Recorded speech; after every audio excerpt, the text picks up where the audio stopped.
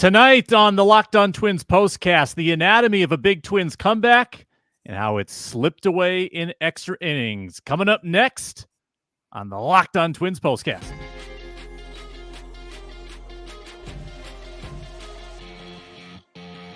You are Locked On Twins postcast, part of Locked On Minnesota on the Locked On Podcast Network.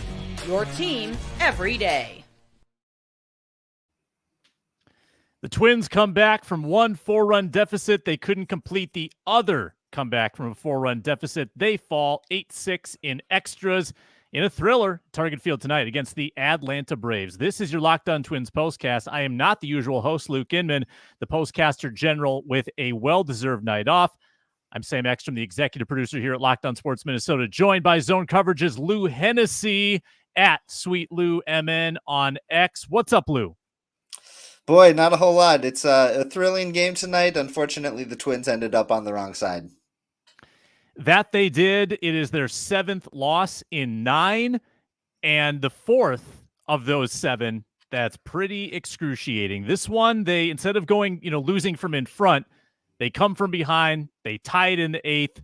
A lot of bad breaks for them in this game that we'll get into. Kind of a fun pitching matchup to start between a couple really good rookies and Simeon Woods-Richardson and Spencer Schwellenbach. A big night for Carlos Santana, big night for Willie Castro. That goes by the wayside. Some very clutch late hits goes by the wayside. And Lou, we are back to where we were on Sunday, and that is scrutinizing Edouard Julien's defense and Jhoan Duran on the mound, who, again, let's go to the 10th inning after the Twins stage a great comeback, tie the game at 4 in the bottom of the 8th. Game goes to extras. Duran in, try on the heels of 1-2-3 8th from Sands, 1-2-3 9th from Jax. Can Duran keep the Braves scoreless in the 10th, give the Twins a chance to walk it off? No. 4 runs for the Braves. And the key play, you might argue, a fielder's choice grounder to Edouard Julien. At the time, still 4-4. Julien goes home to try to get an out at home on a ground ball to second. The throw, I thought, was a bit slow and quite a bit high. Runner's safe, and that opened the floodgates for a much bigger inning. 4 runs come across, a d'Arnaud RBI single, and the big blow, a Laureano 2 RBI double. Plenty to pin on Duran here, a lot of hard contact, but the Julien throw home, again, the one that people are going to be circling after what happened Sunday in the way he blew that game in the 9th. Yeah, definitely. This was a tough play for sure, kind of right off the end of the bat. I think it even sawed off Matt Olson's bat there. But like you said, slow to get the ball and to get up and get that throw home. And once he did, it was just far too high. And, I think maybe a perfect throw maybe gets him on the tag there, but Julien also needed to charge that ball, and that was the mistake there, is that he waited for it, and that's all it needed. That's all Jared Kelenic needed to scooch over home. Yep. I thought a charge was required there. I'm not one who's going to say take the easy out at first. I think that after you were given a base running gift, with you said Kelenic was the runner at third, who tagged up on the Ozuna fly and advanced 1 base on a double. After getting that gift, you kind of want to take advantage. A ground ball right to you at second. I think he made the right play, infield drawn in. I think it's the right call. I just think it wasn't executed very well. Did turn a double play when it was too little too late later in the inning.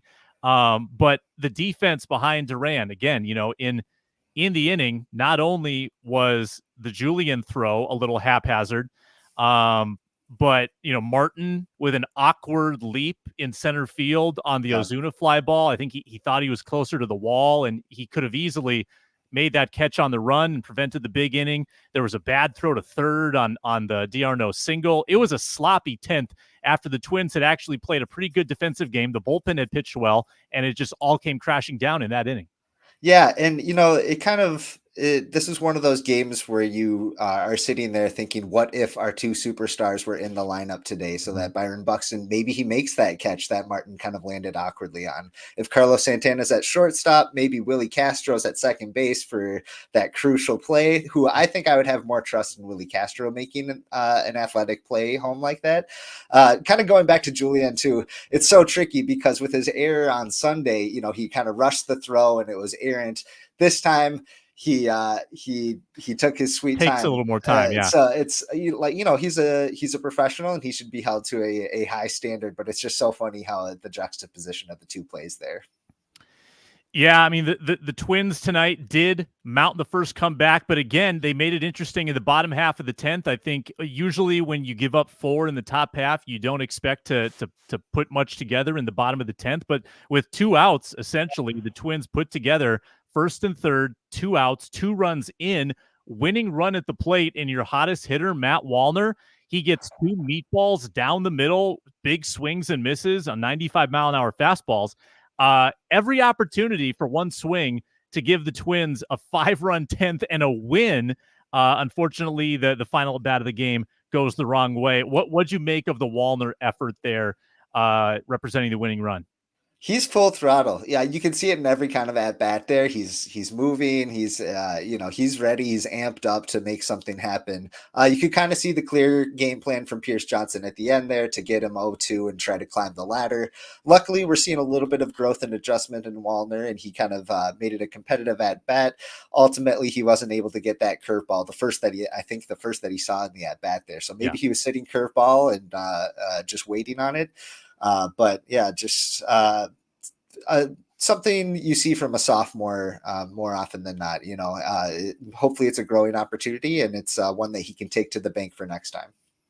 Yeah, and he did have more good contact in this game, a 2-for-5 night, couple balls that were, I believe, off the wall. Really good night for Wallner. And the Twins offense came alive late. They scored 6 runs in the final 4 at-bats of the night, starting in the 7th inning when they scored 3 times, 1 run in the 8th, but this one falls short. And like I said, your bullpen has struggled of late. And tonight, I think, could have represented a much, much, much needed pick-me-up, come from behind victory to steal one, right? Because they've accepted defeat from the jaws of victory 3 times in the last week. Getting a victory from the jaws of defeat, kind of the inverse, would have been really nice with Chris Sale on the mound tomorrow. Yep. But now, again, not exactly a way to pull yourself out of a tailspin. What do you think of this 7 out of 9 losses, Lou? Is this something that could follow this team into the pennant race, or do you think this is a blip on the radar? Yeah, we sure hope it's a blip. It's really hard to focus on anything else when there's just so much smoke coming out from under the hood of this bullpen right now. So it's really difficult to gauge where things are at for sure. August is a tough time for winning teams even. They say that it's the most unhappy month of the season. Everybody's just kind of at each other's throats. Feels like we're at each other's throats with this team as well. But like I said, it's hard to focus on anything else when just time after time this bullpen is falling short. Not to mention, a win in itself would have been so rewarding tonight, but now the fact that they pitched their best arms and potentially some of them won't be available tomorrow, there's a day off after that, so maybe they'll probably mix in a Jax or Duran. We've seen that Rocco, when a reliever has a tough day, he likes to get him right back on the horse as soon as possible, and for the most part that's worked out. But just really unfortunate for sure. This is, I know that Duran has given up some runs lately, but this was the first game where it really felt like, oh boy, he did not have it tonight. This was a full wash for him. Whereas, a game like on Sunday where he probably should have been out of that inning and should have been out pretty clean, but no doubt the defense couldn't help him beside it. Yeah. I mean, Duran tonight he lost guys when he was ahead in the count, 0-2, big swings when he had the advantage in the at bat. And this has happened periodically this year, and the velocity, again, it's not always what we expect to see. And I know you're asking for a lot. You're asking for 103, 104, but when it's only 100 or 101, it is a little more hittable, especially if there's not a lot of movement there. I thought, Lou, tonight, the Twins got the type of bad breaks early that you get when you're slumping. Let me give you a couple of examples. down, I believe 2-0 at the time. Jeffers hits a hard rocket off of Schwellenbach's glove. Yes. Should have scored 2 runs, or should have just landed harmlessly for an infield single, caught by the second baseman in the air. Right. Martin then strikes out with second and third. He did that twice in the game. Simeon Woods Richardson, top of the 5th, robbed of a strikeout against Arcia on a change down and in. Should have been strike 3, was not called. Ends up walking him, double steal, second and third. And then Ozuna gets Alcala, another guy who was maligned last week, for a 2-run single. I mean, those type of breaks, 2 runs one way, 2 runs the other way, that's a 4-run swing with a couple really tough breaks by inches in a pretty short amount of time in this game. Yeah, no doubt. Those moments stand out for sure, but just as much as those moments stand out, so do the 3 at-bats that Austin Martin had with, I think, 5 guys on base that were left there to end the inning 3 separate times. You're asking a lot from a 9-hitter to come through in all 3 of those events, but they stand out when he can't come through in any of them. So like I said, this is one of those games where you're kind of thinking, what if Byron Buxton was in the lineup right now in center field, and Austin Martin could be a piece coming in off the bench, or filling in from time to time. But you're right, there's definitely some bad breaks, and also just some growing pains from a relatively young team. Yeah, and again, the Twins tried their hardest to erase it, and I reiterate, it would have felt so rewarding to see those clutch hits come together after the first 6 innings where they could not put a swing on the ball. Wallner, Larnach a couple times, Castro starting a couple of different rallies. Wallner, again, big swing after big swing late in this game. Doesn't amount to a win. But who's not getting big swings right now is Royce Lewis. Yeah. I mean, Royce Lewis, without Correa, without Buxton, without Brooks Lee, you got to have something from Royce Lewis, the guy who said he doesn't go through slumps. And he's in one right now. He's hitless in the series. I believe 0 for 5 tonight. Missed a 3-run home run narrowly on a foul ball early in the game when they were down 4-0. But Lewis looks overmatched right now. And the offense is this is not like an April type slump they're in. April was as bad as it could get. But they're averaging about 4 runs over the past 13 games. And a lot of those cases scoring 3 or less. And it's so hard for them right now to put together crooked numbers. And Royce Lewis needing to get some big hits here to pull them out of it. For sure. They always say that baseball is a game of adjustments, and maybe the league has kind of adjusted to Royce Lewis, and now it's his turn to adjust back and try to figure out some solutions here. The good news is this is the time of the season where you want that to happen right before hopefully a playoff run, so that he's clicking by the time the postseason comes around. But it's like you said, hitless in this series so far. I think he had a rough one over the weekend too. So hoping that he can get back on track, because like we said, there's not a whole lot to this Twins engine without some of their superstars. Twins lose 8-6 in extras tonight. When we return, we will visit the pitching matchup. Schwellenbach versus Simeon Woods Richardson in what was a record-setting starting pitching matchup. I'll explain when we return, and I do want to remind folks that our presenting sponsor tonight was Game Time. Download the Game Time app, create an account, use code LOCKEDONMLB for $20 off your first purchase. Terms apply. Download Game Time today. What time is it? Game Time. Be right back. And we are also presented by FanDuel. You've heard us talk a lot about FanDuel this summer. We're going to keep talking about it because they've got a great new deal. It's America's #1 sportsbook for a reason, for deals like this. Now through September 22nd, all FanDuel customers can bet $5 and get a 3-week free trial of NFL Sunday Ticket from YouTube and YouTube TV. With a YouTube TV base plan, you'll be able to watch every regular season Sunday afternoon out-of-market game. All you need is a Google account and a current form of payment, and you can cancel at any time. So visit FanDuel.com/lockedon, bet $5, get a 3-week free trial of NFL Sunday Ticket, and maybe find a juicy money line on the Twins tomorrow with Festa versus Sale at America's #1 sportsbook. It's FanDuel. Make every moment more. Twins lose 8-6 tonight. It's Sam Ekstrom filling in the postcast. That is Lou Hennessy, zonecoverage.com, at SweetLouMN. Pitching tonight.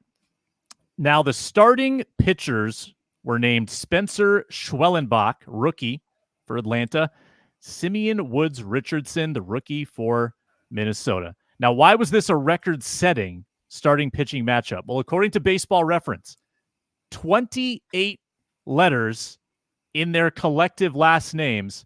Never been done before, Lou. We saw history tonight. 13 letters in Schwellenbach, 15 in the hyphenated Woods Richardson. We saw history. Keep your ticket stubs. Yes, exactly. Keep those ticket stubs. That's a hell of a hand if you're playing Scrabble too. So keep that in mind. Two great rookie pitchers in this game. I think they're top 20 amongst rookie starters in ERA, both sub 4. They both go 4 2/3. I think Schwellenbach comes out of this one looking like the nastier pitcher. Yeah. He just gets whiffs, man. I mean, he's got some stuff. Woods Richardson has been solid, pitches a bit more to contact, didn't have his A game tonight. I think only the 4th time this year he's given up 4 or more runs, but Schwellenbach had the Twins looking baffled. He did not give up any runs in his start, despite the Twins putting runners on base. What'd you make of the two rookies tonight, starting pitchers? Yeah, I think both have had really impressive campaigns this season. I was kind of going into this thinking of it almost as like a audition for a playoff role for both guys on their respective teams, because it looks like at this point right now, it looks like both the Twins and the Braves will be making the postseason. And if they do, they're going to rely on, rookie starters at the back, maybe starting game 3 of a series. So it, like you said, two very different types of pitchers. Schwellenbach can really reach back and hit that high velo, and he's got like 6 different offerings. Whereas Simeon Woods Richardson, pitching to contact, trying to get those ground balls. He can strike out a few every once in a while, but it's not really his calling card. So if we were looking at this from a playoff perspective, I don't think that they would have kept Simeon as long as they did there. I think they would have taken him as soon as there was any trouble in the 5th. Maybe it'd be a different game at that point, but overall, kind of what you'd expect from a young starting pitcher who's making his 25th start in the big leagues in August here, kind of the dog days of summer. So we'll take what we can get from Sim. Woods Richardson tonight, 4 earned runs, but only 3 hits, 3 walks, 3 Ks, 91 pitches. He gave up a 2-run home run to Michael Harris II in the 2nd inning, right down the right field line, hugging the foul pole, and then a Marcell Ozuna 2-run single off of Alcala. Yeah. Bases loaded situation in the 5th. Those were inherited by Alcala, charged to Woods Richardson, and again, coming after a missed 3rd strike call. That's going to happen, but still unfortunate. Woods Richardson tagged, not with the loss, with a no decision tonight in the 8-6 loss. I put, if you're watching on YouTube, I've got the bullet point strong bullpen.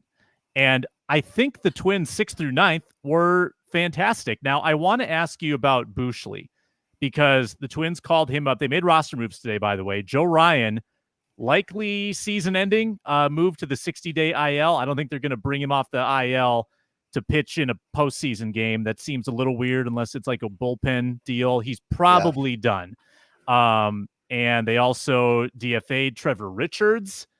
Great move, guys. Great move. Trevor Richards, take your 13 wild pitches and get out of here. Don't let the door hit you on the way out. But Buschley, 3rd appearance ever in the big, 2nd of this season, 2 innings, no runs, had a couple guys on each inning, but I think this is a low leverage option to replace Richards. This is not someone you want in the 9th, 10th inning. But to clean up the mess in the 6th and 7th, I mean, he did all right tonight. What do you think of his prospects going forward into September? Yeah, good for Caleb to make it back up here. Good for him to make an MLB appearance. I'm sure he's really happy to be back. I would say don't get used to him. The Twins put a claim in, and they successfully accepted the claim, I guess, for Michael Tonkin to make his return to the Twins. He was not able to be there in time for tonight's game. So Buschley came in and he did his job. He ate a couple of innings, which is what they definitely needed him to do. Generally, we've seen guys who, when they throw a bunch of pitches like that and are kind of on the periphery of the team, they're the first to get cut when a new arm makes its way back into town. And I expect that to be Caleb Buschley. But you never know. Maybe somebody's injured. Maybe they put somebody on the IL. If so, it'd be interesting to see what Caleb could do in a long relief role. But like I said, it's kind of a low wattage move replacing another low wattage move. Yeah. Once in a while you'll get a reliever that gets hot late and becomes part of your postseason bullpen, like a converted starter type like Busley. I don't think that's the case here. I don't think he has the stuff to be a one-inning guy in the postseason. So Yeah. I wouldn't expect, like you said, wouldn't expect him to be pitching in a high leverage situation with this team, but did a nice job tonight. And then the 8th and 9th innings, extremely clean. Cole Sands, 6 pitches, 1, 2, 3, 8th. He should be still available tomorrow, you'd think. Jax with a 10 pitch, 1, 2, 3, 9th, very clean. Would you contemplate taking away some of the closing opportunities from Duran, giving some of those to Jax or Sands for that matter, with the way things have gone for him of late and at times this season?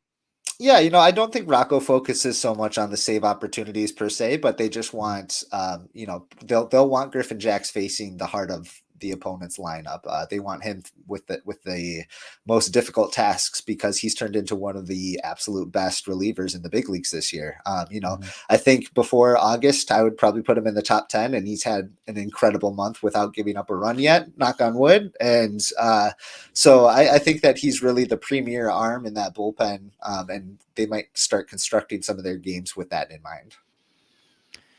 Twins once again fall 8-6 tonight in 10 innings. They've lost 7 of 9, and they try to salvage a game against Atlanta. Interleague play has not been good to the Twins. Let's get back to play in the American League again. Chris Sale opposing them, a very familiar arm if you're a Twins fan who's having a career year, dare I say, in Atlanta. Very, very good stuff from him. That's tomorrow. I also want to clean up some loose ends. A very good defensive game from Carlos Santana. Yes. Could he win a Gold Glove? We'll pose that question next. We are presented tonight by Supply House. Order supplies from the website that's made for the skilled trades. Find thousands of parts from hundreds of brands in just a couple clicks at supplyhouse.com. Supplyhouse.com gives you 24/7 access to a huge selection of plumbing, HVAC, and electrical supplies with fast delivery anywhere in the U.S. Need help with an order? Get industry-leading after-sales service from their friendly and knowledgeable customer service team and talk to a real person every time. There's great news for plumbers, technicians, contractors. Being a pro has its perks. Trade industry professionals can join their free Trade Master program for free shipping and serious discounts on every order. Over 100,000 pros already trust the Trade Master program to deliver results. Apply for your membership today and get a competitive edge on every order at supplyhouse.com/TM. Save money and time when you order online. Order plumbing, HVAC, and electrical supplies from supplyhouse.com. Real people, real service. Some good things emerged late tonight for the Twins. We touched on some of the nice bullpen appearances. How about Carlos Santana's game? By my count, 2 hits and 2 web gems, a reach over the railing catch in the Twins dugout, and a stumbling over the shoulder grab in the 8th or 9th inning, I think. Big catch at the time to keep that, a rally from starting in that inning. Carlos Santana, I don't know how he's lumbering around and doing this at age 38, but the guy has got a magical glove. And he's playing every day. He's playing at a really high level every single day. So you love to see it. That's been a great investment from the offseason.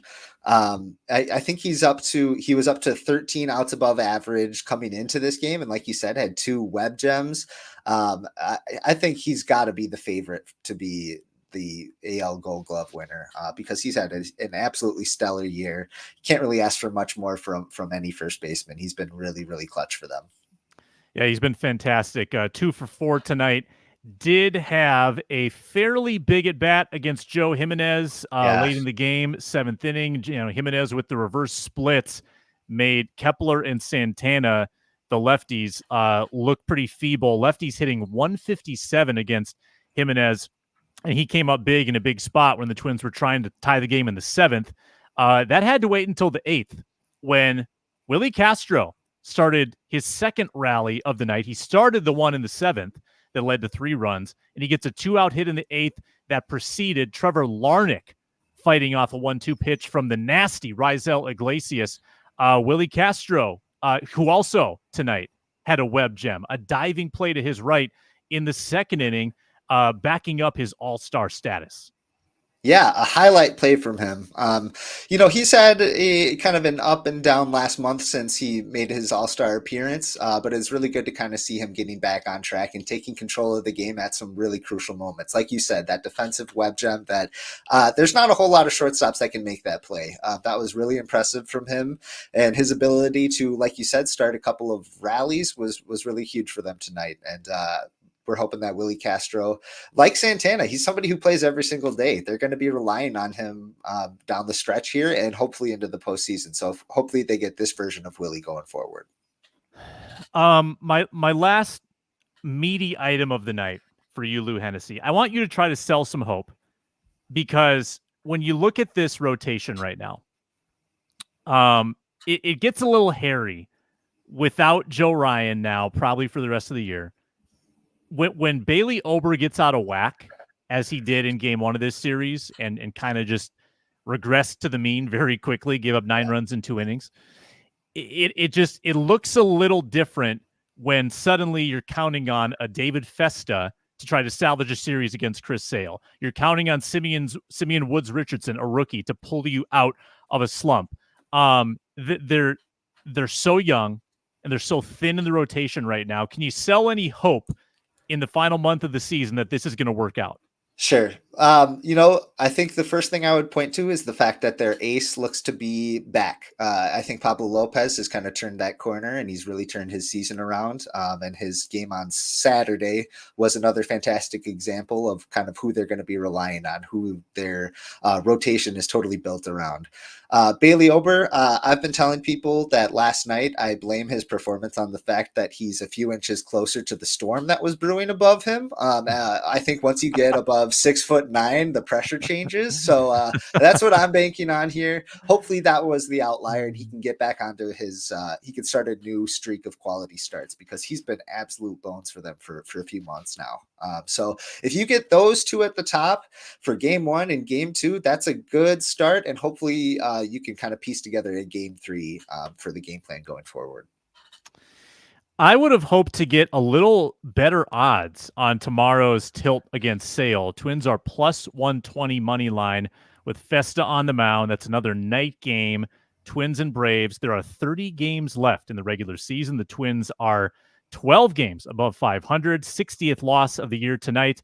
Let's get a live check-in on the Royals Guardians. The Royals are going to win. It's the 9th inning. They're up 6-1. And Lou Hennessy, the Royals are tied for the AL Central lead with the Guardians. Twins 2.5 back. Which team are the Twins going to be chasing in September for the AL Central?